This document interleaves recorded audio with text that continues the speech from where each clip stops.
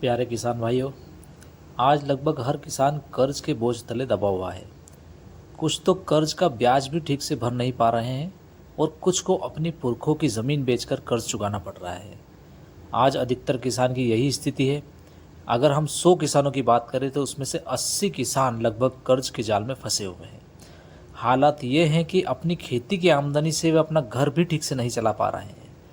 कर्ज का ब्याज भी भरना मुश्किल हो रहा है, मूल तो दूर की बात है। इन सब के पीछे दोष सिर्फ किसान का बिल्कुल नहीं है और दरअसल हमारा सिस्टम जो है खेती करने का और उपज बेचने का, वो पूरी तरह से फेल होता जा रहा है। उदाहरण के तौर पर सोचिए कि किसी गांव में एक साथ अगर 100 घर बन जाए और उनमें से कुछ ही सालों में अगर 80 घर टूट कर बिखर जाए, तो ये निश्चित ही रूप से घर बनाने वाले कारीगर की अज्ञानता को दर्शाता है। हमारे देश में भी आज जो खेती की दुर्दशा हो रही है, उसका मूल कारण हमारे देश में बनाई गई गलत अज्ञानतापूर्वक जो कृषि की नीतियां हैं वही है। हमारे देश के अधिकतर किसान भाई कम पढ़े लिखे होते हैं।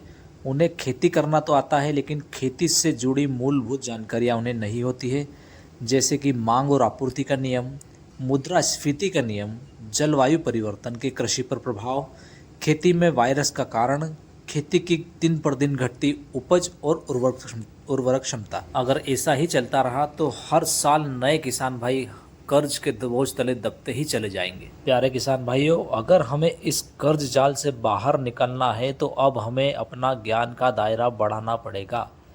जो मुख्य बिंदु मैंने आपको बताए हैं, जैसे मांग और आपूर्ति का नियम और मुद्रास्फीति का नियम, कृषि पर जलवायु के होने वाले प्रभाव को अब हमें समझना पड़ेगा।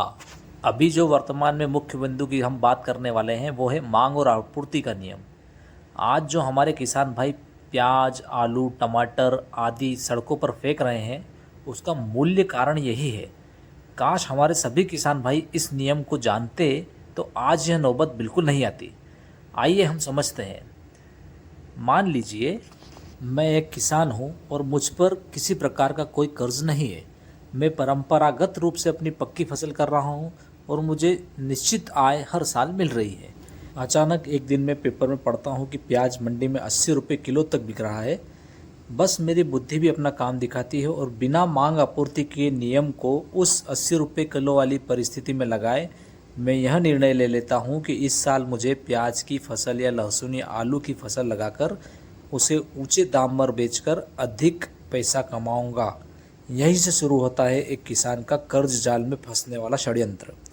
अब ये किसान भाई अपनी क्षमता अनुसार 2 बीघा, 5 बीघा या 10 बीघा में या उससे भी कहीं ज़्यादा प्याज की खेती अगले साल करते हैं और इनके जैसे हजारों लाखों किसान इस पेपर में प्याज के भाव को देखकर नई रूप से प्याज, आलू और लहसुन की खेती में कूद पड़ते हैं अपनी परंपरागत खेती को छोड़कर। नतीजा होता है कि प्याज का उत्पादन बम्पर हो जाता है। अब ज़रा यह ध्यान दीजिए, चूँकि बाज़ार में डिमांड या मांग संख्या जो है वो जनसंख्या पर निर्भर करती है। अगर खाने वालों की संख्या में सालाना होने वाली वृद्धि एक निश्चित रूप में ही होती है, उससे ज़्यादा वो बढ़ती नहीं है। पर चूँकि हमने पेपर में भाव जो लाखों किसानों ने देखा है, उसके कारण उन्होंने रकबा अचानक ही लाखों हेक्टेयर में बढ़ा दिया होता है।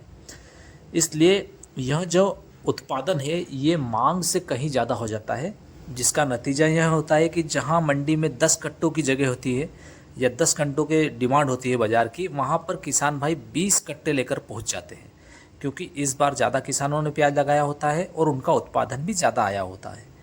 तो बाज़ार में बिकने के लिए अगर ज़्यादा माल जाएगा तो सीधी सी बात है कि इन 20 कट्टों को बेचने के लिए व्यापारी को दाम कम करना पड़ेंगे, तभी जो ग्राहक है वो 10 कट्टों की डिमांड की जगह 20 कट्टों ले जाएगा और उसे बाज़ार में कम दाम में बेचकर मांग आपूर्ति के नियम को पालन करेगा।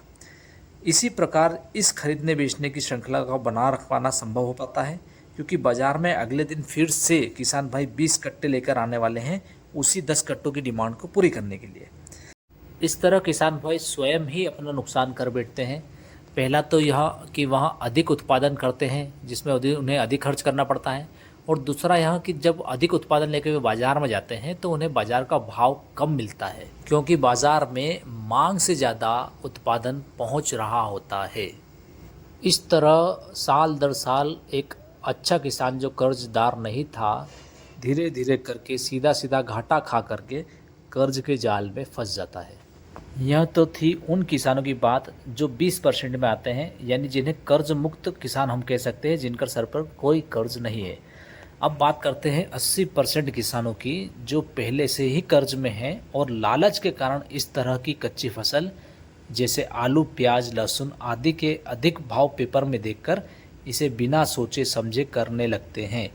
चूँकि वे पहले से ही कर्ज तले दबे होते हैं या पहले से ही इस तरह की खेती कर रहे होते हैं, उन्हें ये लगता है कि इन फसलों से इस साल तो वो जमकर पैसा कमा लेंगे और इस साल कुछ ना कुछ चमत्कार होने वाला है, बहुत ज़्यादा एक्सपोर्ट होने वाला है, बहुत ज़्यादा फसलें कहीं ना कहीं ख़राब होने वाली है।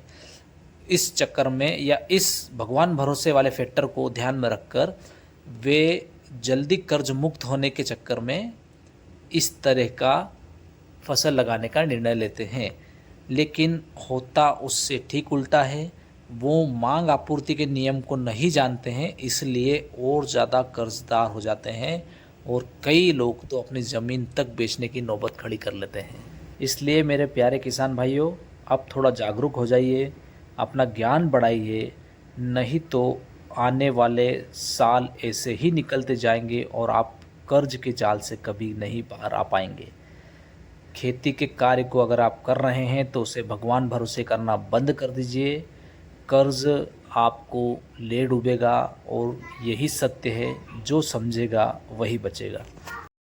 हाई फाई किसान यूट्यूब चैनल आपको और अन्य सभी किसान भाइयों को कर्ज जाल से बाहर निकालने के रास्तों से अवगत कराने के लिए ही बना है। इसका मेन मकसद सभी किसान भाइयों का भला करना ही है।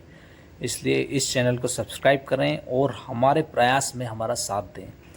धन्यवाद। जय जवान, जय किसान, जय विज्ञान। अगले वीडियो में हम मुद्रास्फीति की बात करेंगे, जो कि एक बहुत बड़ा नियम है जिससे कई सारे किसान भाई आज तक अवगत नहीं हुए हैं और इसको देखने के बाद में आपको समझ में आ जाएगा कि आपको अपनी फसलों का भंडारण एक निश्चित समय से ज़्यादा क्यों नहीं करना चाहिए, क्योंकि एक निश्चित समय के बाद में उस फसल का मूल्य अगर नहीं बढ़ा तो उसका कोई मतलब भी नहीं रह जाता।